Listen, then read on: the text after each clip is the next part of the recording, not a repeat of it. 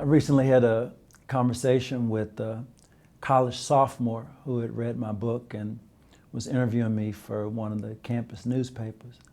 And at the end of the conversation, he said, do you have any advice for us? Meaning he and his peers. And I said, well, what's on your mind?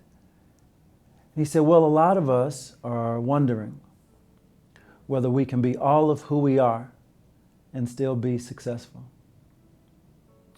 And that question in some ways kind of broke my heart, because it was a question that I grappled with when I was in college, 10, 15 years ago. And I hoped perhaps we had come away from that. So I thought, and I said in response, his name was John, I said, John, the question is really not, can you be all of who you are and still be successful? The question is, if you're not working to be all of who you are, then what good is success?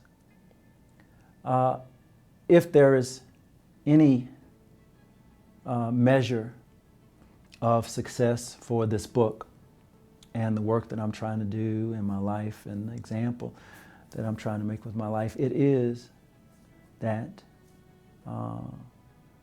there is no degree, no job, no vision of success that's worth your life. That it's one thing to be great, it's not one thing to be successful, it's one thing to be seen as perfect or a golden child, and it's another thing, perhaps entire, to be whole and to be free. And I think that the way we're taught to live has got to change, and I think the way that many of us want to live is changing. And so that's the key message that I'm trying to not just send, but live, that our whole purpose of being on this planet is to be all of who we are and to live in that freely and wholly and hopefully abundantly as well.